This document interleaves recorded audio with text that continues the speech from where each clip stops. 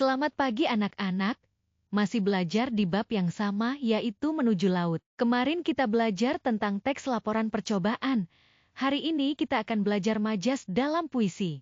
Majas adalah salah satu bentuk gaya bahasa untuk mendapatkan suasana dalam sebuah kalimat agar semakin hidup. Mudahnya, bisa kita pahami bahwa majas itu menjadi ungkapan yang dapat menghidupkan suatu kalimat. Majas itu ada banyak macamnya, antara lain perbandingan, metafora, personifikasi, perumpamaan epos, sinekdok, hiperbola, repetisi. Majas perbandingan atau simil adalah bahasa kiasan yang menyamakan suatu hal dengan hal yang lain dengan menggunakan kata-kata perbandingan seperti bagai, bagaikan, sebagai, bak, seperti, semisal, seumpama, laksana, set dan sejenisnya. Contoh, cintaku padamu sedalam lautan, rinduku padamu bak angin yang tak tentu arah. Majas metafora adalah majas semacam perbandingan, tetapi tidak menggunakan kata perbandingan seperti bagai, bagaikan, sebagai, bak, seperti, semisal, seumpama, laksana, se dan sejenisnya. Kemarin, Dewi Malam muncul dengan indahnya di kota Bogor. Arti, Dewi Malam artinya bulan. Ayu merupakan kembang desa yang diidam-idamkan banyak pria. Arti, kembang desa artinya gadis paling cantik di suatu desa.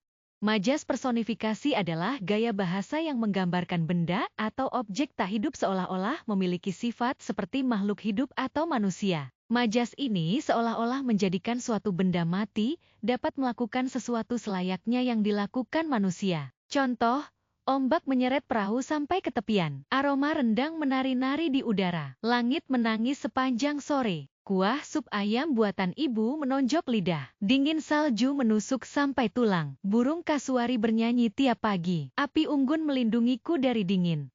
Majas sinekdok adalah majas yang menyebutkan suatu bagian yang penting suatu benda atau hal itu sendiri. Sinekdok ada dua macam yaitu pars pro toto dan totem pro parte. Majas pars pro toto adalah majas sinekdok yang bercirikan penyebutan sebagian untuk keseluruhan. Contoh, batang hidungnya tidak muncul juga hingga hari ini. Artinya, dalam hal ini kata batang hidung merujuk pada individu secara keseluruhan. Setiap kepala wajib menjaga kebersihan di lingkungannya. Kata kepala merujuk pada orang atau individu.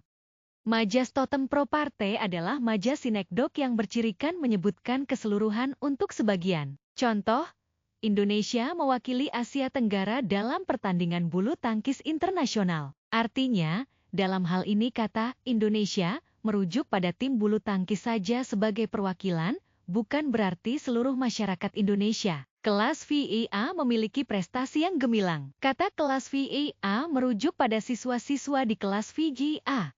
Majas perumpamaan epos adalah majas perbandingan yang dilanjutkan dan diperpanjang. Contoh, hujan mortir peluru, gerimis darah dan air mata kebiadaban menanti di setiap tapak jalan.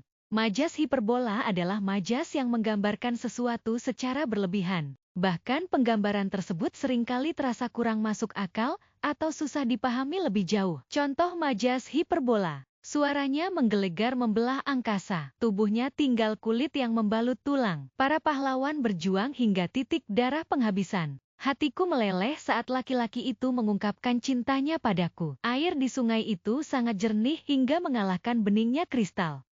Majas repetisi adalah salah satu gaya bahasa yang kerap digunakan dalam karya tulis. Majas yang identik dengan pengulangan kata atau frasa ini termasuk dalam bagian majas penegasan. Contoh, dia menangis dan terus menangis ketika mengingat orang tuanya. Sekarang, saat ini, detik ini juga, aku harus menjadi orang yang dewasa.